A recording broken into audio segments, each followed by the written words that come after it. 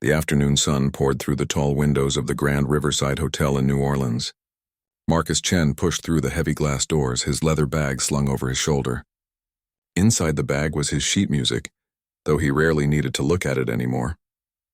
After playing piano for 15 years, most of the notes lived in his fingers now. Marcus was 28 years old and had been playing at this hotel every Friday night for the past 6 months. The pay was decent and the crowd was usually nice. They clapped at the right moments and sometimes left tips in the glass jar on top of the piano. It was not the big concert hall career he had dreamed about in music school, but it paid his rent and let him do what he loved. He walked across the marble floor of the lobby. His shoes made soft clicking sounds with each step. The lobby was beautiful in an old-fashioned way. Crystal chandeliers hung from the high ceiling. Red velvet chairs sat in small groups around glass tables. Large paintings of old New Orleans streets decorated the cream-colored walls. The bar area was tucked into the corner of the lobby. It was quiet at 3 in the afternoon. Only a few people sat at tables talking in low voices or reading newspapers. The bartender, James, was wiping down the counter. He looked up and waved when he saw Marcus. "Early today," James called out. "Wanted to warm up before the crowd comes," Marcus replied. He liked arriving early. It gave him time to feel the piano, to get comfortable with the keys before he had to perform. Every piano was different. Some keys were stiffer than others. Some pedals squeaked. He needed to know these things. The grand piano sat on a small raised platform near the windows. It was a beautiful instrument, black and shiny, with ivory keys that had turned slightly yellow with age. Marcus set his bag down on a nearby chair and sat on the piano bench. He stretched his fingers, cracking his knuckles. Then he placed his hands on the keys. The first notes were always the best. That moment when sound filled the air and everything else disappeared. Marcus started with some scales, running his fingers up and down the keyboard. Then he moved into a jazz piece he had been working on. His fingers danced across the keys, creating a melody that was smooth and relaxed. He closed his eyes as he played, feeling the music flow through him. This was why he did it, not for the money or the applause, but for this feeling. The feeling that he was speaking a language that went deeper than words. Marcus did not notice the old woman at first.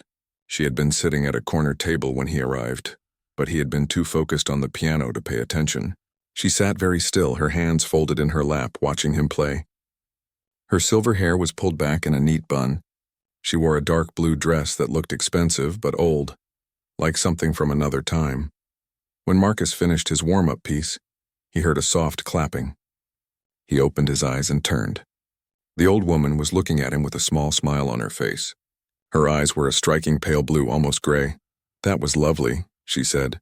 Her voice had an accent that Marcus could not quite place. European, maybe. Prussian or Polish. "Thank you," Marcus said, feeling a little embarrassed. He was not used to people watching him practice.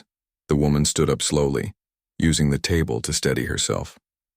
She walked toward the piano with careful steps. Marcus noticed she had a slight limp. When she got closer, he could see her face more clearly. She had deep wrinkles around her eyes and mouth, but her expression was gentle and kind. "I hope you do not mind," she said, stopping a few feet from the piano. "I have not heard anyone play in such a long time. Not live, I mean. Not in person." "I don't mind at all," Marcus said.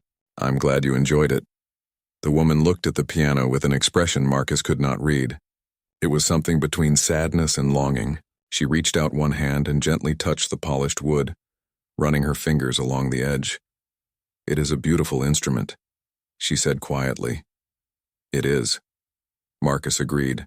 "Do you play?" The woman's hand stopped moving. She was quiet for a long moment. Then she pulled her hand back and looked at Marcus. "I used to," she said. "A very long time ago." "How long ago?" Marcus asked. He was curious now. Something about the way she looked at the piano told him there was a story there. 15 years, the woman said. "I have not touched a piano in 15 years. Marcus felt surprised. 15 years was a long time to go without playing, especially for someone who seemed to love music. He wondered what had happened. "That's a long time," he said carefully. "Yes," the woman agreed. She looked at the piano again, then back at Marcus. "May I ask you something?" "Of course. Would you mind if I played something?" "Just one small piece." She said it hesitantly, like she was afraid he might say no. I know this is your time to practice. I do not want to intrude. Marcus smiled. I don't mind at all, please. He stood up and gestured to the bench. The woman's face lit up. For a moment, she looked much younger. Thank you, she said. Thank you so much. She walked to the bench and sat down slowly. Her hands hovered over the keys for a moment, not touching them. Marcus could see her hands were shaking slightly. She took a deep breath, closed her eyes, and then placed her fingers on the keys. Marcus expected something simple. Maybe a basic song or a children's piece, something an amateur would play. But when the woman began, he felt his breath catch in his throat. The music that came from the piano was incredible. It was a classical piece, something Marcus recognized but could not name. The woman's fingers moved across the keys with a grace and precision that took years to develop. The notes were clear and pure. Each one was perfectly timed, perfectly weighted. But it was more than just technical skill. The music had emotion. It had soul. Marcus could hear sadness in it and longing and something that felt like remembering. The woman's eyes were still closed. A single tear rolled down her cheek, but she kept playing. The few people in the bar had stopped talking. They turned in their chairs to watch. James, the bartender, stood still, the towel forgotten in his hand. Even the couple who had been arguing at a corner table fell silent. The piece lasted about 4 minutes. When the woman played the final notes, letting them fade into silence, no one moved. The lobby was completely quiet. Then slowly people began to clap. It was not loud applause, but it was genuine. Marcus realized his own hands were shaking. The woman opened her eyes.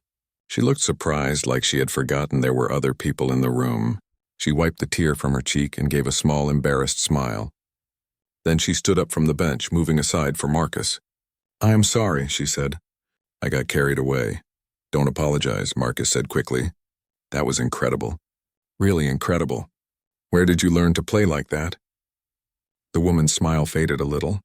In another life, she said quietly. When I was a different person.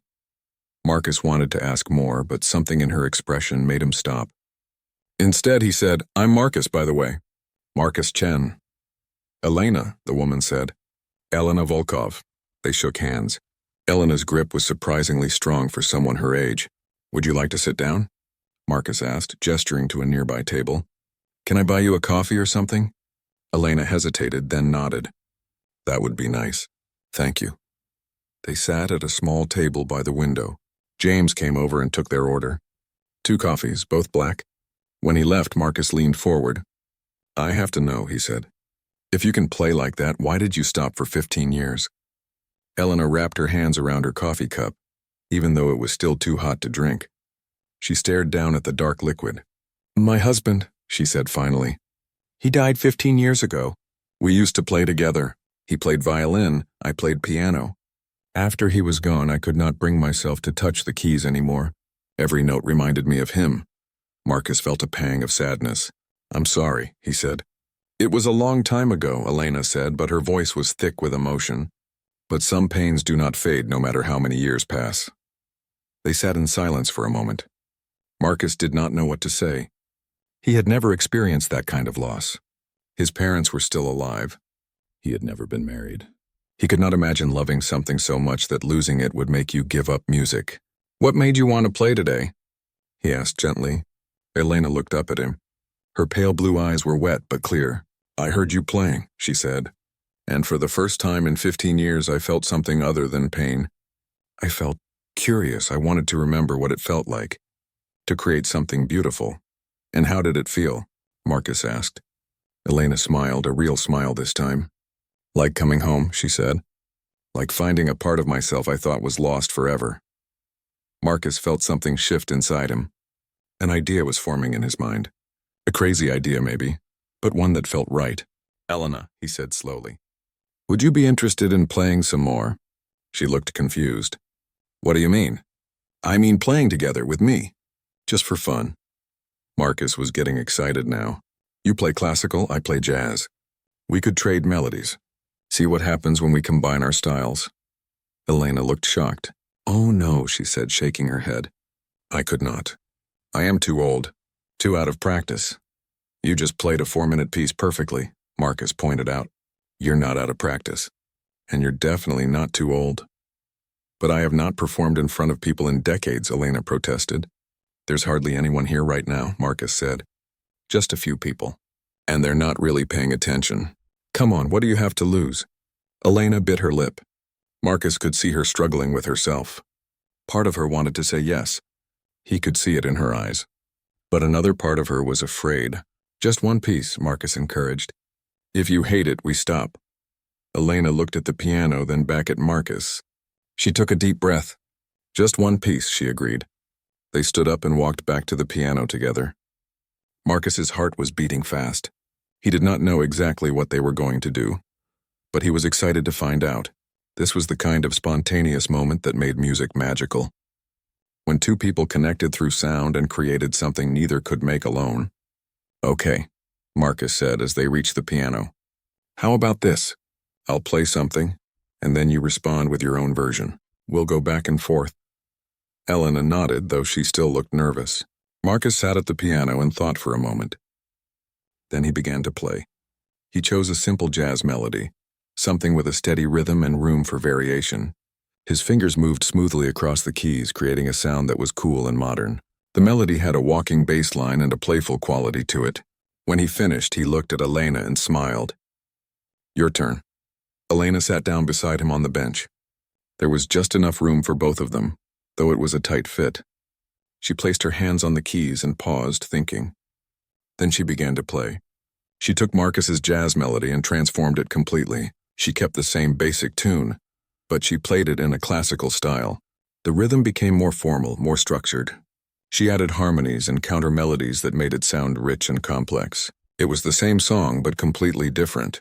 When she finished, she looked at Marcus with a shy smile. Like that? Marcus laughed with delight. Exactly like that. By now, more people had gathered in the lobby. Word seemed to be spreading that something interesting was happening. A young couple stood near the bar, watching. An older man in a business suit paused on his way to the elevators. A hotel worker stopped pushing her cleaning cart. Marcus played another melody, this one faster and more complex. Elena responded with her own version, adding runs and trills that made it sound like water flowing.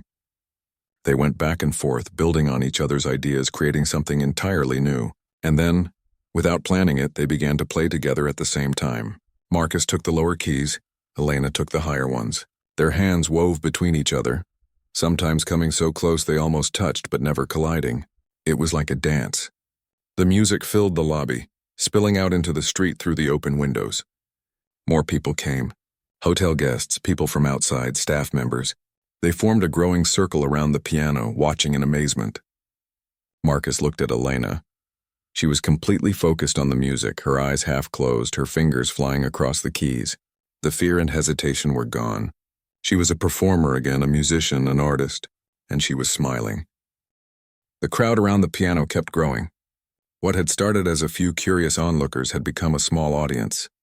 People stood 3 rows deep now, all watching the unlikely pair at the grand piano. Marcus and Elena played on, lost in their musical conversation. Marcus felt something he had never felt before. Playing alone was wonderful, but this was different. This was like having a conversation without words, like finishing each other's sentences. Elena seemed to know exactly when to follow his lead and when to push the music in a new direction. Her classical training gave her a precision and structure that his jazz improvisation sometimes lacked. Together, they created something balanced and beautiful. After about 10 minutes of playing together, they finished a piece and paused. Both were breathing hard. Marcus's hands were starting to ache, but in a good way. The kind of ache that came from doing something you loved. The crowd applauded. It was not a huge sound, maybe 30 people clapping, but it was enthusiastic. A few people even whistled. Marcus looked at Elena and saw that her cheeks were flushed. She looked embarrassed but happy. Should we take a break? Marcus asked quietly. Elena nodded, wiping her forehead with a handkerchief she pulled from her purse. They stood up from the piano bench and moved to the side. Immediately, several people approached them. That was amazing, a young woman said. She was probably in her 20s, wearing jeans and a college sweatshirt. Are you professionals? I am, Marcus said, gesturing to himself. I play here on Friday nights. Elena is just visiting. Well, you two should play together all the time, the woman said. I've never heard anything like that. An older man in a business suit stepped forward. "I have to agree," he said. "The way you blended jazz and classical was extraordinary. It should not work, but somehow it does." Elena looked overwhelmed by the attention. She smiled and thanked people, but Marcus could see she was uncomfortable. He gently guided her back to their table by the window. The crowd slowly dispersed, though many people kept glancing at the piano, hoping for more. "That was intense," Elena said when they sat down. "I did not expect so many people to watch." "Neither did I," Marcus admitted. "But it was good, right? You enjoyed it?" Elena was quiet for a moment, staring at her hands. They were still trembling slightly. Then she looked up at Marcus with tears in her eyes. "I had forgotten," she said softly. "I had forgotten what it feels like to share music with someone. To create something together. It has been so long." Marcus felt a lump in his throat. He could see how much this meant to Elena. Music was not just a job or a hobby for her. It was a connection to her past, to her husband, to a part of herself she thought was dead. "Tell me about him," Marcus said. "Your husband. What was his name?" Elena's face softened. "Victor," she said. "His name was Victor Volkov. We met in Moscow when we were both students at the conservatory. I was studying piano, he was studying violin. We were both 19 years old." She paused and smiled at the memory. "He was terrible at first. I mean, he could play the notes, but he had no feeling. Everything was too mechanical. I told him so one day after class. I was very blunt back then. He got angry and challenged me to play with him, to show him what real emotion sounded like." "Did you?" Marcus asked. "Yes," Elena said. "We played a duet. Brahms, I think. And something happened. When we played together, he suddenly understood. The emotion came through. After that, we played together all the time. And we fell in love." Marcus listened, fascinated. He tried to imagine Elena as a young woman in Moscow, full of passion and music. "We got married 2 years later," Elena continued. "Both our families thought we were too young, but we did not care. We knew we belonged together. For the next 50 years, we performed all over the world. Russia, Europe, America, Asia. We recorded albums. We won awards. But the best moments were not the big concerts. They were the quiet times at home, playing for each other in our living room." "How did he die?"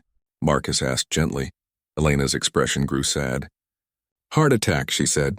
"But very sudden. He was 72 years old. We were planning to retire, to move somewhere warm and quiet. We had just finished a concert in Boston.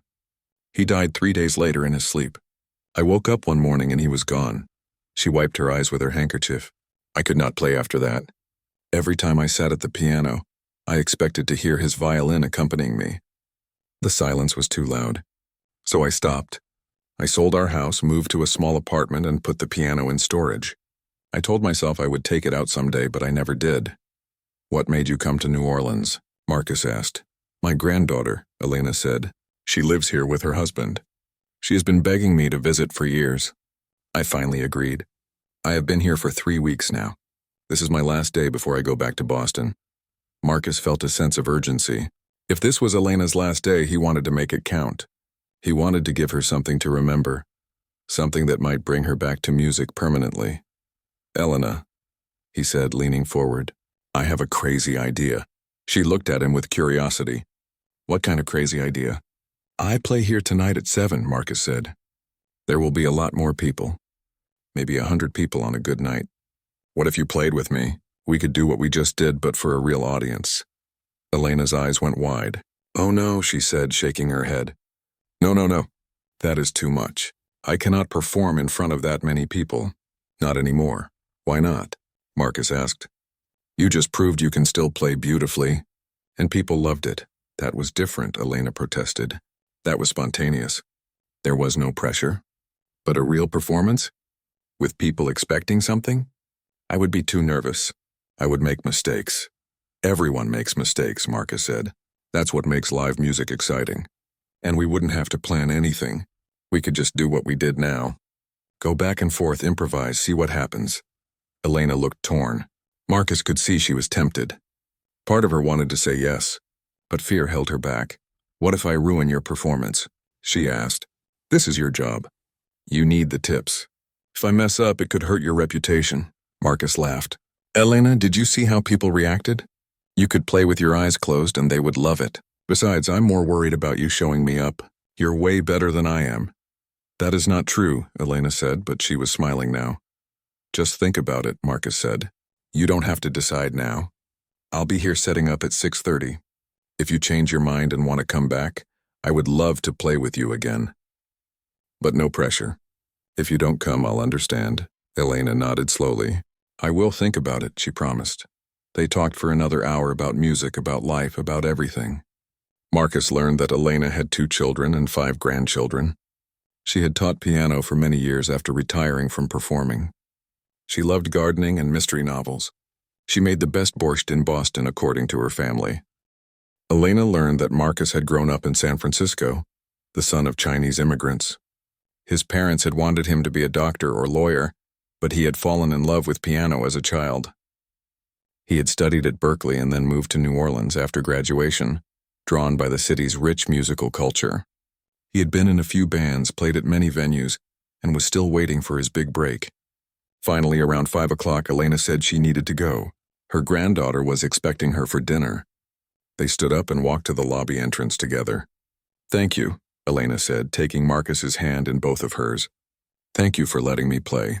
Thank you for reminding me what I had been missing. Thank you, Marcus said.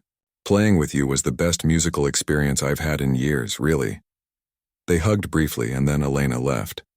Marcus watched her walk slowly to the street and climb into a waiting taxi. He wondered if he would see her again. The next 2 hours passed slowly. Marcus ate dinner at a nearby cafe, but he could barely taste his food. He kept thinking about Elena and their impromptu performance. He hoped she would come back, but he also understood if she did not. It was asking a lot of her to perform in front of a big crowd after 15 years away from music. At 6:30, Marcus returned to the hotel. James was behind the bar getting ready for the evening rush. He grinned when he saw Marcus. That was something else this afternoon, James said. People are still talking about it.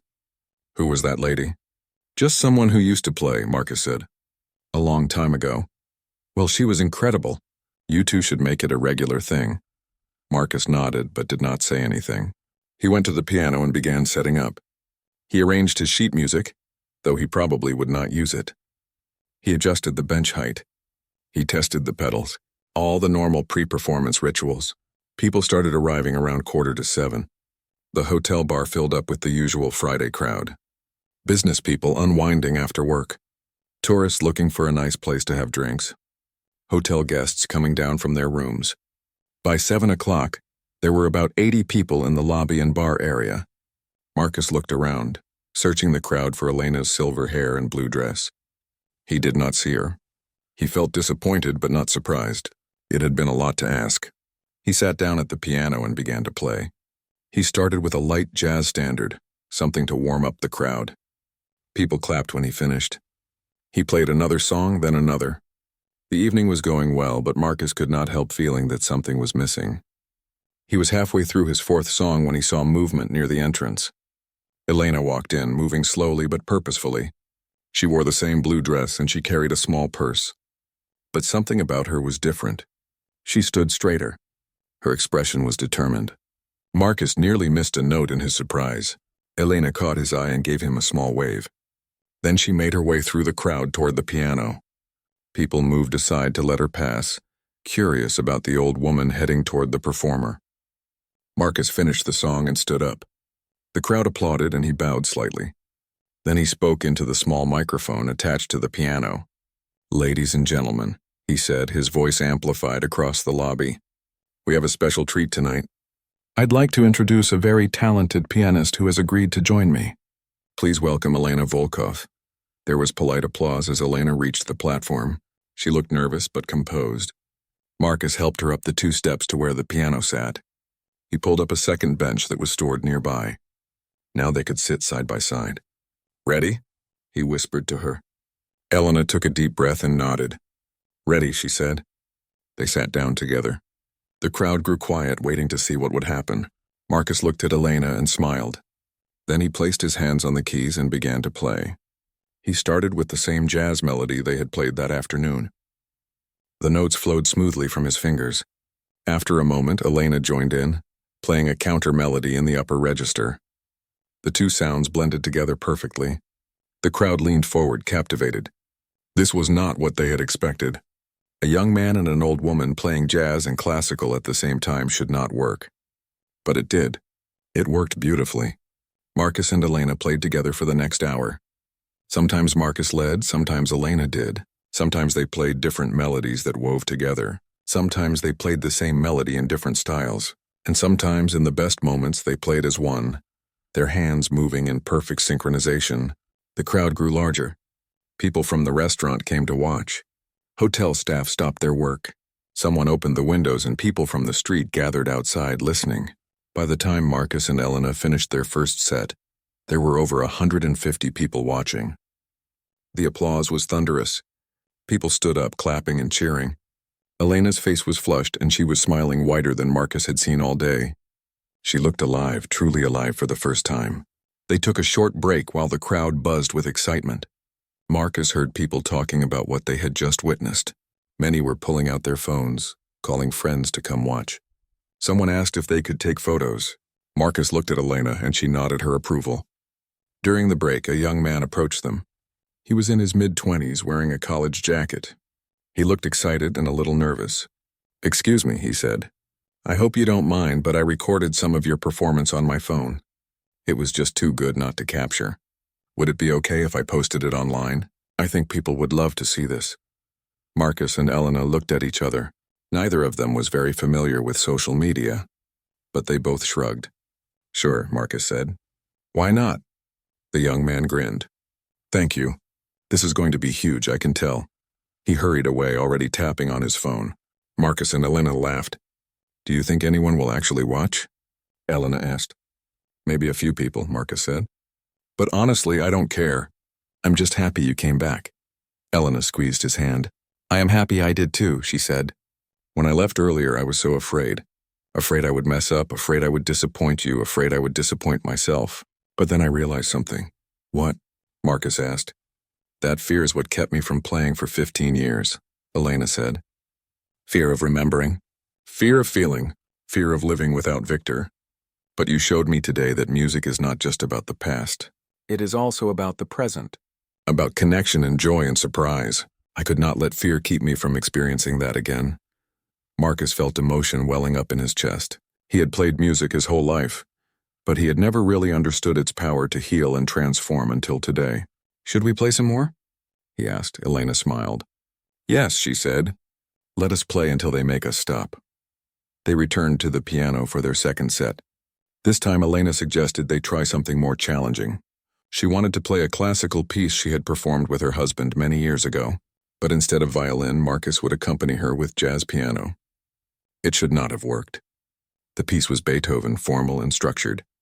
But when Marcus added his jazz harmonies and syncopated rhythms, it came alive in a new way. It was still recognizably Beethoven, but it was also something fresh and exciting. The crowd listened in amazed silence. And then, as the piece built to its climax, something magical happened. Marcus and Elena's hands met in the middle of the keyboard, playing the same notes together. For a brief moment, it was impossible to tell where one musician ended and the other began. They were simply music itself. The second set ended around 9 o'clock. Marcus and Elena were both exhausted but exhilarated. Their fingers were sore. Their backs ached from sitting and their clothes were damp with sweat.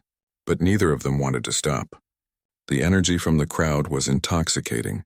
However, James the bartender finally came over and gently reminded Marcus that they needed to clear the performance area. The hotel had noise regulations and it was getting late. Marcus nodded with understanding. He and Elena played one final piece, a soft and gentle melody that brought the evening to a quiet close. When the last notes faded, the applause seemed to go on forever. People stood and cheered. Some had tears in their eyes. Marcus helped Elena stand up and they both bowed to the audience. The crowd did not want to leave. They lingered, still clapping, asking for just one more song. "Maybe next time," Marcus called out with a laugh. Finally, slowly, people began to disperse, but many came up to personally thank Marcus and Elena. They shook hands with dozens of people. They heard the same words over and over. Incredible, magical, unbelievable, inspiring. An elderly couple approached Elena. The woman had white hair and kind eyes. She was crying softly.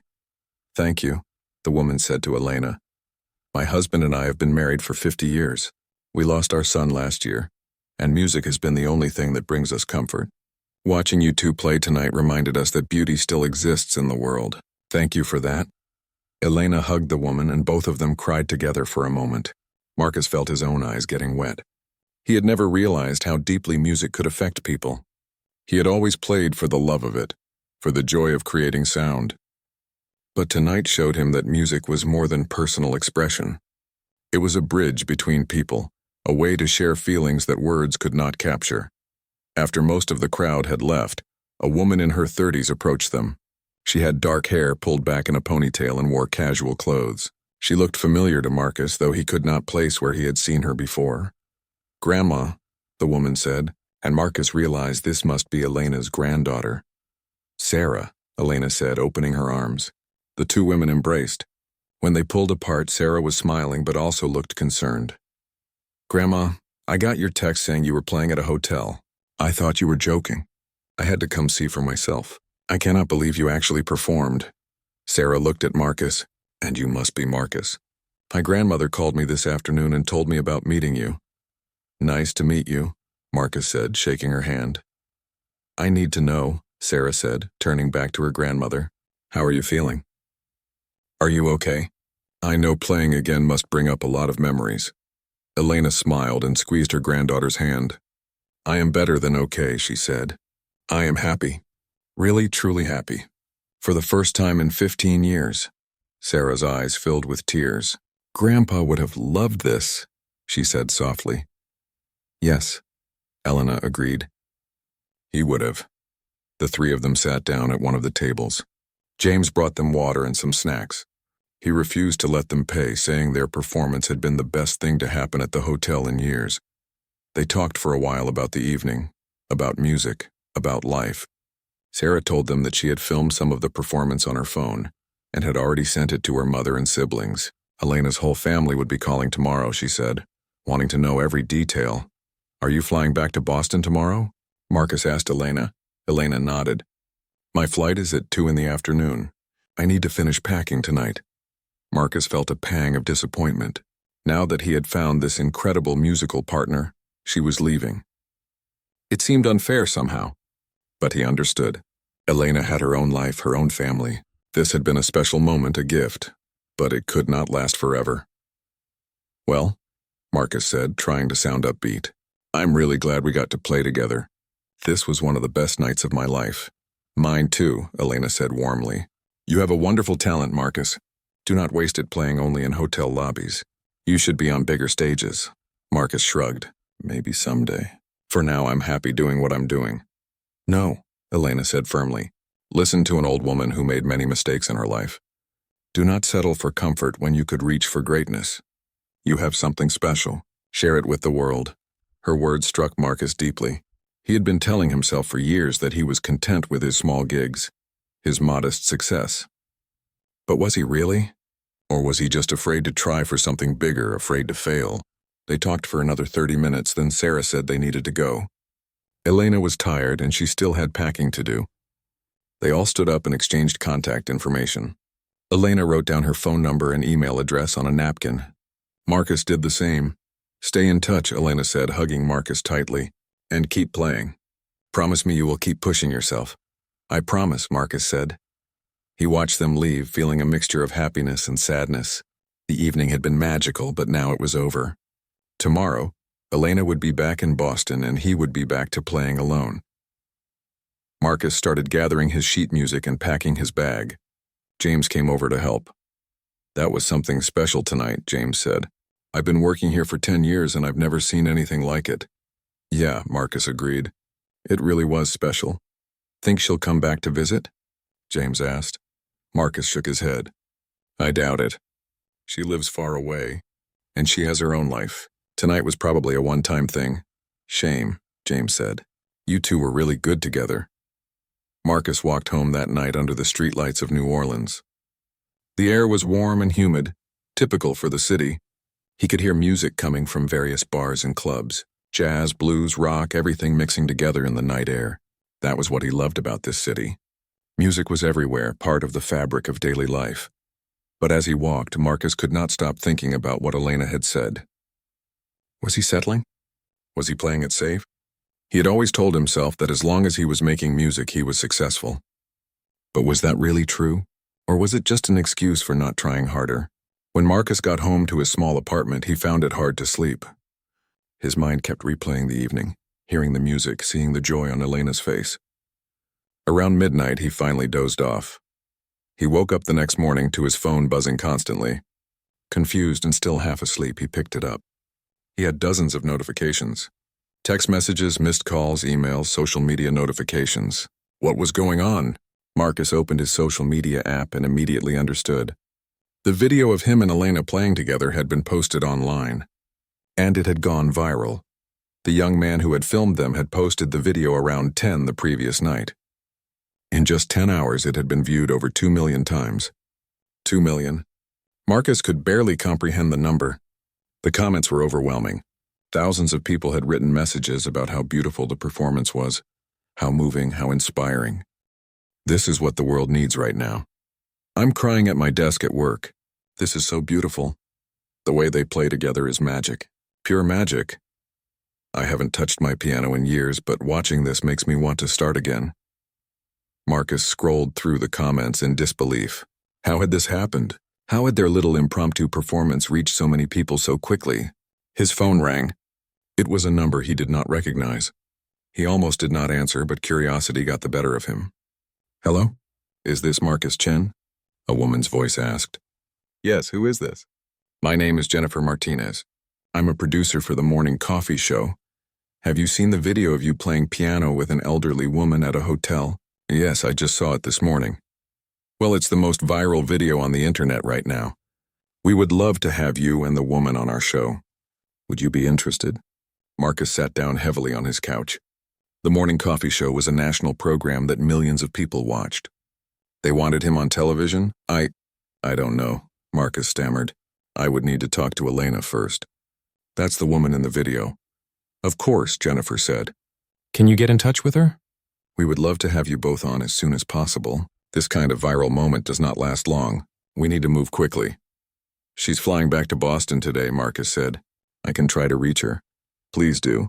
And Marcus, congratulations. What you two created was really special. The world needs more of that right now. After he hung up, Marcus's phone immediately rang again. This time it was a local news station. Then a radio show. Then another TV program. His phone did not stop ringing for the next hour. Everyone wanted to interview him and Elena. Everyone wanted to know their story. Marcus finally turned off his phone just to get some peace. He needed to think. This was all happening so fast. Yesterday he was playing for tips in a hotel lobby. Today he was being asked to appear on national television. It felt surreal.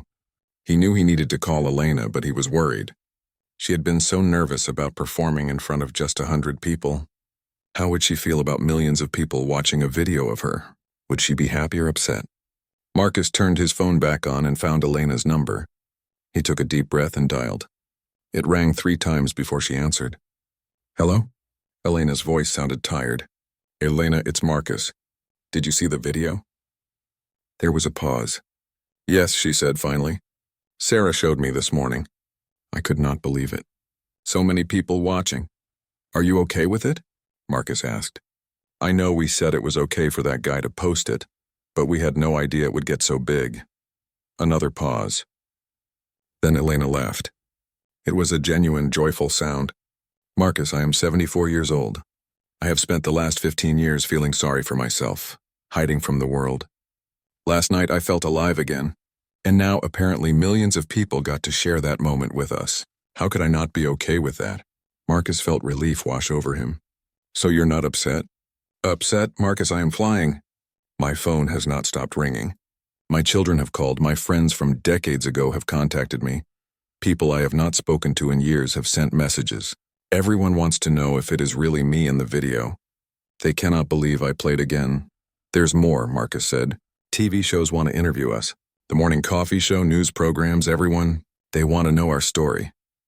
Elena was quiet again, but this time Marcus could hear something in her silence. Excitement. What do you think? Marcus asked. Should we do it? I think, Elena said slowly. That life is giving us both a second chance. I think we would be fools not to take it. Marcus smiled. Does that mean you're not getting on your flight to Boston? Elena laughed. I just called and canceled it. Sarah is thrilled. She says I can stay with her as long as I need to. So yes, Marcus Chen, I am not going anywhere. Not yet. They talked for another few minutes, making plans. They would meet later that afternoon to discuss which interviews to accept, how to handle all this attention. It was overwhelming, but also exciting. Something big was happening, and they were right in the middle of it. After hanging up, Marcus sat in his apartment trying to process everything. 24 hours ago, he had been warming up for just another Friday night gig. Now his whole life seemed to be changing. He looked at the piano in the corner of his room. It was an old upright, not nearly as nice as the grand piano at the hotel, but it was his. He walked over and sat down, placing his hands on the familiar keys. Marcus began to play, not for an audience, not for money, but just for himself.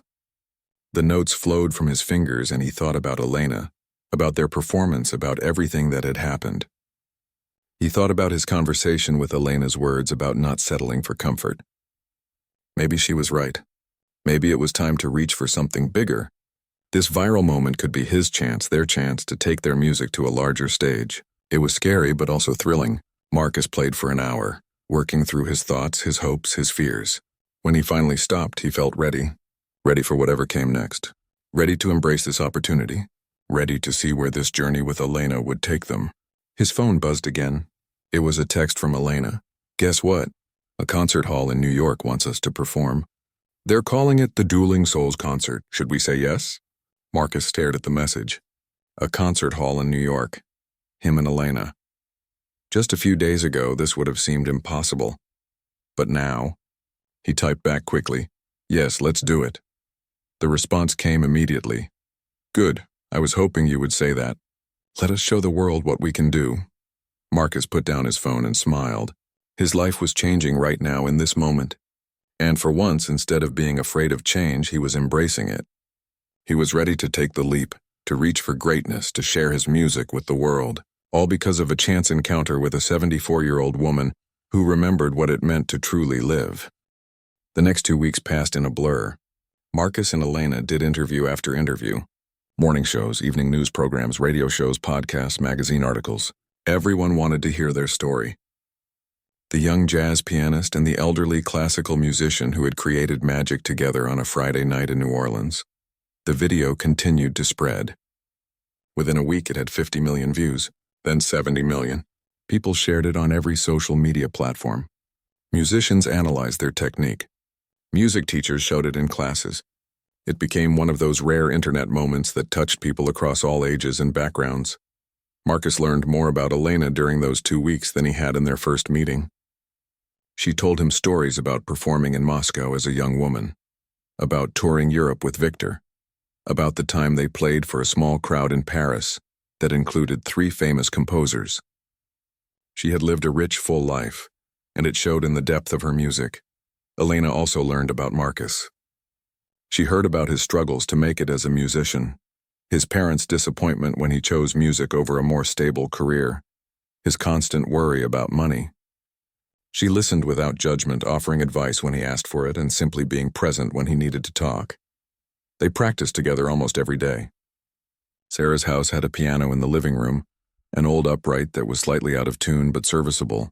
Marcus and Elena would sit side by side working through pieces, experimenting with new combinations of jazz and classical styles. The first time they practiced at Sarah's house, Elena's granddaughter watched from the doorway with tears streaming down her face. What's wrong? Elena asked, concerned.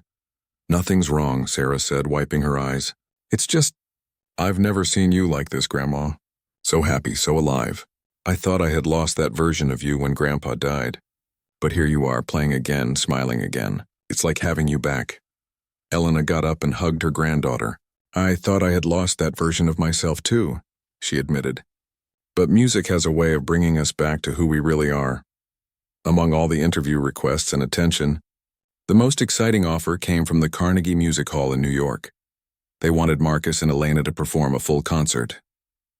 The date was set for 3 weeks away, giving them just enough time to prepare. The concert would be different from their spontaneous performance at the hotel. They would need to plan a full program, rehearse properly, and perform on one of the most famous stages in the world. It was both thrilling and terrifying. "Do you think we can do this?" Marcus asked Elena one afternoon during practice. "I mean, really do this?" "Carnegie Hall is not a hotel lobby. People there will have high expectations."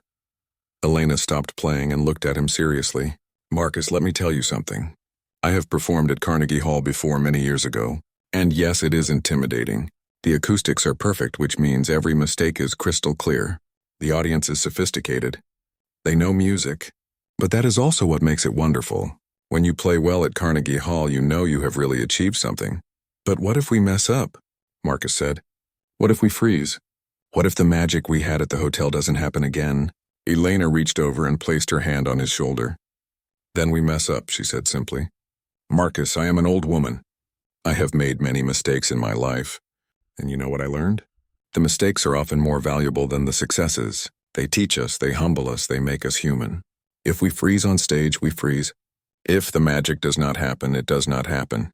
But if we do not try, we will regret it forever." Marcus knew she was right. He had spent too much of his life playing it safe, avoiding risks. This was his chance to do something bold, something meaningful. He could not let fear stop him. They spent the next 3 weeks preparing.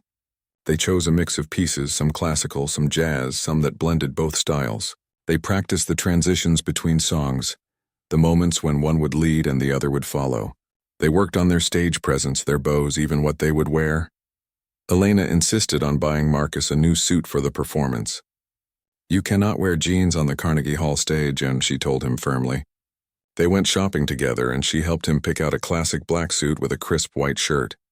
"Now you look like a real performer," she said approvingly. "What about you?" Marcus asked. "What will you wear?" Elena smiled mysteriously. "I have something special in mind." During those 3 weeks, Marcus also had to deal with the practical aspects of his changing life. His manager at the hotel, initially thrilled by the publicity, became less enthusiastic when Marcus asked for time off to prepare for the concert. Eventually, Marcus made a difficult decision. He quit his Friday night gig. "You're making a mistake," his manager said. "This viral thing will fade. Then you'll need this job again and I might not have a spot for you." "I know it's a risk," Marcus said, "but I have to try. If I don't do this now, I'll always wonder what could have been." As word of the Carnegie Hall concert spread, tickets sold out in just 2 days. The venue held almost 3,000 people, 3,000 people who would be watching Marcus and Elena perform. The thought made Marcus's stomach flutter with nervous excitement. The day before the concert, Marcus and Elena flew to New York together. Sarah came with them, along with her husband and 2 young children. Elena's other children and grandchildren were already in New York, having flown in from various parts of the country. They all wanted to be there for this special moment. That evening, they had a family dinner at a restaurant near the concert hall. Marcus was invited and he felt honored to be included. He met Elena's daughter, Anna, who looked remarkably like her mother. He met her son, Peter, a quiet man who worked as a teacher. He met all the grandchildren, a noisy, happy group ranging in age from 5 to 30. During dinner, Anna pulled Marcus aside. "Thank you," she said quietly. "For what?" Marcus asked. "For giving my mother back to us," Anna said, her voice thick with emotion. "After my father died, she just disappeared inside herself. She went through the motions of living, but there was no joy. I was so worried about her. I thought we were going to lose her too, just in a different way. But then she met you, and suddenly she's playing again, laughing again, living again. So thank you." Marcus felt his throat tighten. "I didn't do anything special," he said. "I just asked her to play." "Sometimes that's all someone needs," Anna said. "Someone to ask. Someone to believe in them. You gave her that." The next morning, Marcus woke up early in his hotel room. The concert was that evening at 8 o'clock. He had about 12 hours to prepare mentally. He tried to eat breakfast but could not manage more than some toast and coffee. His stomach was too tight with nerves. He met Elena in the hotel lobby at 10. They had scheduled a rehearsal at the concert hall to get familiar with the space and the piano. When they arrived at Carnegie Hall, Marcus felt overwhelmed. The building was beautiful and historic. So many legendary musicians had performed here, and tonight he would join their ranks. The concert hall staff led them to the stage. The seats were empty, but Marcus could imagine them filled with people all watching him. The piano sat in the center of the stage, a beautiful Steinway grand. Marcus walked over and ran his hand along its polished surface. "Go ahead," one of the staff members said. "Try it out." Marcus sat down and played a few notes. The sound was incredible. Rich and full, each note perfectly clear. This was a real concert piano, finely tuned and maintained. It made the hotel piano seem like a toy in comparison. Elena sat down next to him and they began to rehearse. At first, Marcus was stiff and nervous. His fingers felt clumsy. He missed notes he normally played easily. But Elena was patient and calm. "Relax," she said. "You are trying too hard. Let the music flow naturally." They ran through their program twice. By the second time, Marcus was starting to feel more comfortable. The nervousness was still there, but it was mixed with excitement now. This was really happening. He was really going to perform at Carnegie Hall. After rehearsal, they went back to the hotel to rest. Marcus tried to sleep but could not. His mind kept running through the program, imagining everything that could go wrong. What if he forgot the music? What if his hands shook too much to play? What if the audience hated their performance? Finally, he gave up on resting and went for a walk. The streets of New York were crowded and noisy. The energy of the city was overwhelming but also distracting. It helped take his mind off his worries. He found himself in Central Park, walking along the paths. He saw street musicians performing for small crowds. A violinist here, a guitarist there, a drummer with buckets. Regular people making music for whoever would listen. It reminded him of why he had started playing in the first place. Not for fame or money, but because music was a way to connect with people, to share something beautiful. Marcus sat on a bench and watched a young woman playing saxophone. She was not particularly skilled, but she played with such joy and passion that people stopped to listen anyway. When she finished her song, the small crowd clapped and some people dropped money in her case. That was what music was really about, Marcus thought. Not perfect technique or flawless performances, but genuine expression. He and Elena had connected at that hotel because they were both sincere in their playing. They were not trying to impress anyone. They were just sharing music for the joy of it. If they could bring that same sincerity to tonight's performance, it would be enough. Marcus felt calmer after his walk. He returned to the hotel and managed to eat a light dinner. Then it was time to get ready. He put on his new suit, styled his hair, and looked at himself in the mirror. He looked different, more professional, more confident, or at least he hoped he looked confident, even if he did not entirely feel it. He met Elena in the lobby at 7. When he saw her, his breath caught. She wore a deep blue evening gown that sparkled under the lights. Her silver hair was styled elegantly. She looked regal, like a queen. "You look beautiful," Marcus said. Elena smiled. "You look quite handsome yourself. Are you ready for this?" "I think so," Marcus said. "Are you nervous?" "Terrified," Elena admitted with a laugh, but also excited. I had forgotten this feeling. The anticipation before a performance. I missed it. They rode to Carnegie Hall in a car provided by the venue. Sarah and the rest of Elena's family would meet them there. As they approached the building, Marcus saw a crowd gathered outside. Some were people waiting to enter the concert, but others were holding signs and cameras. "What's all this?" Marcus asked. Their driver smiled. "You two are celebrities now. Those are fans hoping to catch a glimpse of you before the show." Marcus and Elena exchanged surprised looks. They had known the video was popular, but seeing actual people gathered to see them was surreal.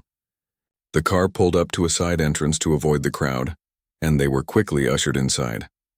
Backstage at Carnegie Hall was a maze of corridors and dressing rooms.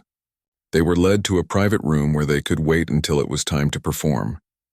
Someone brought them water and fruit. A stage manager explained the timing and logistics. "We start at 8 sharp," she said. "The audience will be seated by then. You'll wait in the wings until the announcer introduces you. Then you walk out, bow, and begin your program. Any questions?" They both shook their heads. The stage manager left, and Marcus and Elena were alone. The clock on the wall read 7:45. 15 minutes until showtime. Marcus paced the small room, trying to burn off nervous energy. Elena sat calmly in a chair, her eyes closed, breathing deeply. She looked peaceful, centered. Marcus wished he could feel the same way. "How do you stay so calm?" he asked. Elena opened her eyes and smiled. "Practice," she said. "I have performed hundreds of times. You learn to control the nerves. But also I have a secret." "What's that?" "I think about Victor," Elena said softly. I imagine he is in the audience watching me. It makes me want to play my very best, to make him proud. And it reminds me that I am not alone out there. His spirit is with me, guiding my hands. Marcus felt a lump in his throat. He sat down next to Elena and took her hand. He would be so proud of you, Marcus said, for playing again, for being brave enough to step on that stage tonight. I hope so, Elena said, squeezing his hand. I really hope so. At 7:55, the stage manager returned. It's time, she said. Marcus and Elena stood up. They smoothed their clothes, took deep breaths, and followed the stage manager to the wings of the stage. They could hear the murmur of the audience beyond the curtain. 3,000 people all waiting for them. The house lights dimmed. The audience grew quiet. An announcer's voice came through the speakers. Ladies and gentlemen, welcome to Carnegie Hall. Tonight, we are honored to present a very special performance. You may have seen their viral video, a spontaneous moment of musical magic that touched millions of hearts. Tonight, they bring that magic to our stage. Please welcome Marcus Chen and Elena Volkov. The curtain parted. Applause filled the hall, loud and enthusiastic. Marcus and Elena walked onto the stage together, blinking in the bright lights. Marcus could barely see the audience beyond the first few rows, but he could feel their presence, their anticipation. They walked to the piano at the center of the stage. They bowed together and the applause grew louder. Then they sat down side by side on the piano bench, just as they had at the hotel. The applause faded. The hall became silent. Marcus looked at Elena. She looked back at him and nodded. They were ready. Marcus placed his hands on the keys. The silence in Carnegie Hall was complete. He could hear his own heartbeat pounding in his ears. For a moment, fear gripped him. What if his hands froze? What if he could not play? Then he felt Elena's presence beside him, calm and steady. He remembered what she had said about Victor being with her, and he thought about all the people who had supported him to get here. His parents, who despite their worries had never stopped loving him. James the bartender, who had encouraged his music, and Elena herself, who had believed in him from the start. Marcus took a breath and began to play. The first notes floated out into the vast hall, clear and pure. Marcus played a simple jazz melody, one he had composed himself just for this concert. It was soft and gentle, like a conversation starting between old friends. After a few measures, Elena joined in, her classical style weaving around his jazz improvisation. The nervousness began to fade. The music took over, carrying Marcus along. He stopped thinking about the audience, about making mistakes, about anything except the sound flowing from his fingers. This was what he loved about music. When he played, time disappeared. There was only the moment, the notes, the connection with his partner. They moved through their program smoothly. A Chopin piece that Elena transformed with Marcus's jazz harmonies, a Duke Ellington standard that they played as a classical duet, new compositions that blended both styles seamlessly. With each piece, they grew more confident, more connected. The audience was completely silent except for the brief applause between pieces. Marcus could feel their attention, their focus. They were listening, really listening, in a way that audiences at bars and hotels rarely did. It was intimidating but also inspiring. It pushed him to play better, to reach deeper into the music. About halfway through the program, they reached a piece that Elena had suggested during their rehearsals. It was a Russian folk song that her grandmother had taught her as a child. She had played it at her wedding to Victor. It was deeply personal, full of memory and meaning. As Elena began to play, something shifted in the hall. The notes were simple, almost childlike, but they carried such emotion that Marcus felt tears prick his eyes. This was not just music. This was Elena's heart laid bare for everyone to hear. This was her grief, her love, her longing, all expressed through these keys. Marcus accompanied her softly, giving her space to tell her story. He watched her face as she played and saw the tears streaming down her cheeks. But she did not stop. Her fingers continued to move with perfect precision, even as she wept. The song built to a climax, and Marcus knew instinctively what to do. He had not planned this, they had not rehearsed it, but something in the music told him. He began to play more strongly, adding layers of harmony, supporting Elena's melody. It was like he was playing Victor's part, giving Elena the musical partnership she had lost. Elena seemed to sense this too. She looked at Marcus with gratitude in her eyes and played even more passionately. The music swelled, filling every corner of the massive hall. And in that moment, something magical happened. Marcus and Elena were no longer two separate musicians. They were one instrument, one voice, one soul. When the piece ended, there was absolute silence. Not even the sound of breathing. For a long moment, the entire audience seemed frozen. Then someone in the front row began to clap, slowly at first, then faster. Others joined in. Within seconds, the entire hall erupted in applause. People stood up from their seats. The sound was deafening. Marcus and Elena remained at the piano, both crying now, both overwhelmed. They had not just performed music. They had shared something sacred, something human and real and beautiful. And 3,000 people had witnessed it. The standing ovation continued for several minutes. Finally, Marcus and Elena stood and bowed. The applause somehow grew even louder.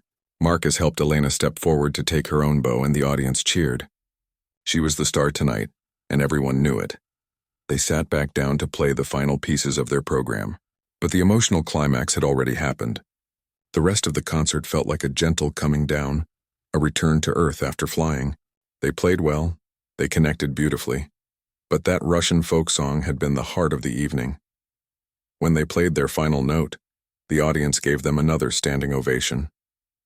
People were crying, smiling, shouting appreciation. Marcus and Elena stood and bowed again and again. The stage manager had to finally signal them that it was time to leave the stage. Backstage, they were immediately surrounded by people. The concert hall director wanted to congratulate them. Photographers wanted pictures. Elena's family rushed in, hugging her and crying. Sarah held her grandmother tight and whispered, "Grandpa saw that. I know he did." Marcus's phone was buzzing constantly with messages from friends and family who had watched the concert via the live stream. Apparently, over 1 million people had tuned in online. The video would be posted later, and it would likely go viral just like the first one. But all of that felt distant to Marcus right now. What mattered was the hug Elena gave him, the way she held his hands and said, "Thank you for this journey, Marcus. Thank you for reminding me what it means to live." Later that night, after the crowds dispersed and the excitement died down, Marcus sat alone in his hotel room. He was exhausted but too wired to sleep. He kept replaying the concert in his mind, hearing the music, feeling the connection. His phone rang. It was his mother calling from San Francisco. "Marcus," she said when he answered, "I watched the stream. Oh, my son, I am so proud of you." Marcus felt emotion well up in his chest. His mother had always supported him, but she had also worried. She wanted him to be successful, to be stable, to be safe. Hearing the pride in her voice now meant everything. "Thanks, Mom," he said. "Your father watched too," she continued. "He will not admit it, but he had tears in his eyes during that Russian song." "Marcus, we were wrong to worry so much about your choice to be a musician. Tonight you showed us that music is not just a job or a hobby. It is a gift. And you are sharing that gift with the world." They talked for a while longer, and when Marcus hung up, he felt lighter somehow. He had spent years carrying the weight of his parents' disappointment. But tonight he had proven something. Not just to them, but to himself. He could do this. He could make music matter. The next morning, Marcus and Elena met for breakfast at a cafe near their hotel. The reviews of their concert were already coming in, and they were overwhelmingly positive. Critics used words like stunning, unprecedented, masterful, moving. Their performance was being called one of the musical highlights of the year. "What do we do now?" Marcus asked, sipping his coffee. Elena smiled. "What do you want to do?" "I want to keep playing," Marcus said immediately. "With you. I know you live in Boston and I live in New Orleans, but maybe we could figure something out.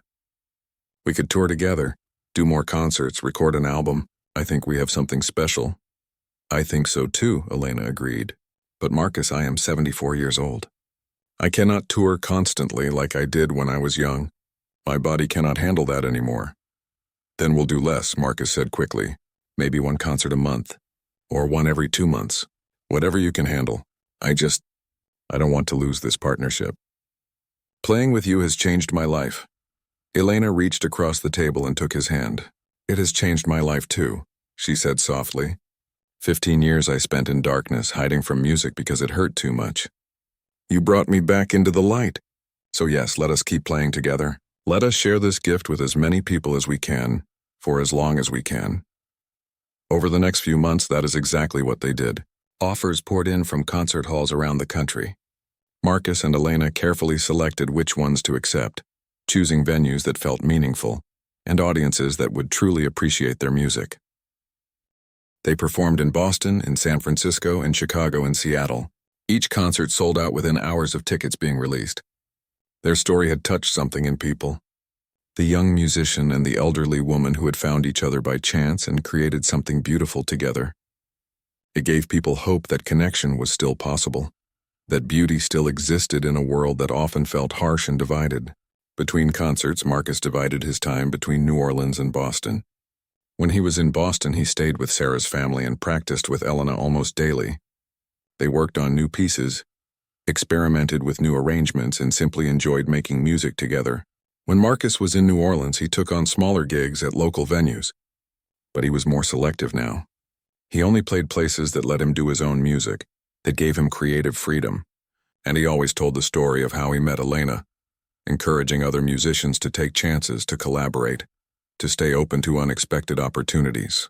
Elena's life had transformed completely. She moved some of her belongings from Boston to Sarah's house in New Orleans, splitting her time between her daughter in Boston and her granddaughter in Louisiana. She reconnected with old musician friends, started teaching piano again to a few select students, and even began composing new pieces for the first time in decades. 6 months after their Carnegie Hall performance, they recorded their first album together. They called it Dueling Souls, the same name fans had given to their original viral performance. The album featured live recordings from several of their concerts, including that emotional Russian folk song from Carnegie Hall. The album was released to critical acclaim. It topped the classical music charts and crossed over to jazz charts as well.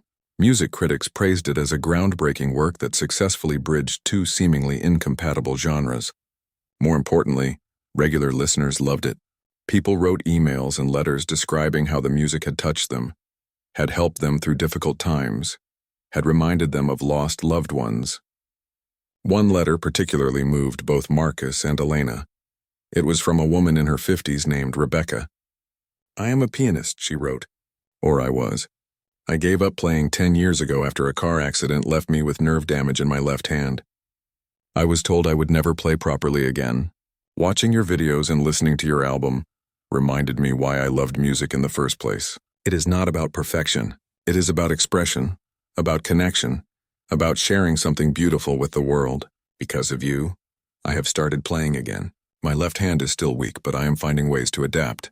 Thank you for showing me that it is never too late to come back to the things we love." Marcus and Elena read the letter together, both crying by the end. "This is why we do it," Elena said. "Not for the fame or the money or the reviews. For letters like this, for people like Rebecca, who find their way back to music because of us." As their first year together approached its end, Marcus and Elena sat together at Sarah's piano after a practice session. They had a concert coming up the next week in Los Angeles, their 20th performance together. It seemed incredible that it had been less than a year since that first meeting in the hotel lobby. "Are you happy?" Marcus asked Elena. She smiled, the same radiant smile that had become familiar to him over these months. "Happier than I have been in 15 years, she said. "You know, when Victor died, I thought my life was essentially over. I thought the best parts were behind me. But this year has taught me that life can surprise us, that new chapters can begin at any age, that it is never too late to find purpose and joy again." "I feel the same way," Marcus admitted. "Before I met you, I was going through the motions. I told myself I was happy, but I was really just comfortable, safe. You challenged me to be more, to reach higher, to believe in myself. I will always be grateful for that." They sat in comfortable silence for a moment, both reflecting on their journey. "Do you think Victor would approve?" Marcus asked gently. "Of us playing together, of you performing again?" Elena considered the question seriously. "I think he would be thrilled," she said finally. "Victor never wanted me to stop after he was gone. He made me promise, actually, in his last days. He said, 'Elena, you must keep playing. Music is your gift. Do not bury it with me.' But I could not honor that promise. The pain was too great. Until you came along and made it possible. Then I am honored," Marcus said, "to be part of helping you keep that promise." Elena hugged him tightly. "You are more than that, Marcus. You are my friend, my musical partner, and in many ways you are like the grandson I never had." This year with you has been a gift. The concert in Los Angeles was their most ambitious yet. The venue was larger than Carnegie Hall, seating almost 4,000 people. But Marcus and Elena were not nervous anymore. They had learned to trust in their partnership, to trust in the music itself. The performance went beautifully. They played their familiar pieces and debuted some new arrangements they had been working on. The audience gave them 3 standing ovations.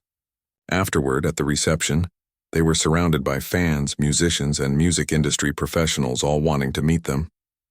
One of those people was a famous composer named David Chen, who happened to share Marcus's last name, though they were not related. David approached them with a proposal. "I have been commissioned to write a piece for the New York Philharmonic," he said. "After seeing your performances and hearing your album, I want to write something specifically for the 2 of you. A concerto that celebrates this unique partnership you have created. Would you be interested in premiering it?" Marcus and Elena looked at each other in shock. A world premiere with the New York Philharmonic was a dream opportunity. "Yes," they said in unison, then laughed at how quickly they had answered. "Wonderful," David said. "I will start composing immediately. This is going to be special. Your story deserves to be immortalized in music." As Marcus and Elena flew back to New Orleans the next day, they talked about everything that had happened and everything that was still to come. The Philharmonic performance, more concerts, possibly another album. The opportunities seemed endless. But more than the opportunities, what mattered was the friendship they had built, the musical partnership that had grown into a deep, meaningful relationship. They had both been lost in different ways before they met. Marcus had been drifting, settling for less than his potential. Elena had been drowning in grief, unable to move forward. Together they had found a way to heal, to grow, to thrive. Music had been the bridge, but it was their human connection that made it all meaningful. 1 year to the day after their first meeting, Marcus and Elena sat together at the grand piano in the hotel lobby where it all began. The hotel had invited them back for a special anniversary performance. The lobby was packed with people, many of whom had been there for that original Friday night. James, the bartender, stood at the edge of the crowd, beaming with pride. Sarah was there with her whole family. Many of Elena's relatives had flown in. Even Marcus's parents had come from San Francisco to witness this special moment. Before they began playing, Marcus stood and addressed the crowd. "1 year ago," he said, his voice carrying across the lobby, "I came to this piano to warm up for what I thought would be just another Friday night. Instead, I met Elena and my life changed forever. She taught me that it is never too late to start over, to take risks, to reach for your dreams. She showed me that the most magical moments in life often come when we are brave enough to say yes to unexpected opportunities." He turned to Elena. "Thank you, Elena, for saying yes when I asked you to play. Thank you for this incredible journey. And thank you for reminding me why I fell in love with music in the first place." Elena stood and hugged him, both of them crying happy tears. Then they sat down together at the piano, in the same spot where their partnership had been born, and they began to play. The music filled the lobby, spilling out onto the streets of New Orleans. People walking by stopped to listen. Cars slowed down. The whole block seemed to pause, caught up in the beauty of the moment. Marcus and Elena played for an hour, recreating some of the magic of that first night, but also showing how much they had grown together. Their musical communication had deepened. They anticipated each other's moves effortlessly. They pushed and challenged each other while still maintaining perfect harmony. When they finished, the applause was thunderous. But Marcus barely heard it. He was looking at Elena, seeing the joy and vitality in her face and feeling grateful beyond words. They had started with a simple piano duel on an ordinary Friday afternoon. 2 strangers who happened to meet at the right moment, when both of them needed it most. And they had created something that touched millions of people, that brought joy and hope and beauty into the world. As they stood and bowed to the cheering crowd, Marcus thought about all the times in his life he had played it safe, avoided risks, settled for comfort over challenge. If he had done that on this day 1 year ago, if he had not invited Elena to play, none of this would have happened. He would still be playing alone in hotel lobbies. Elena would still be hiding from music, and the world would have missed something special. The lesson was clear. Magic happens when we are brave enough to take chances.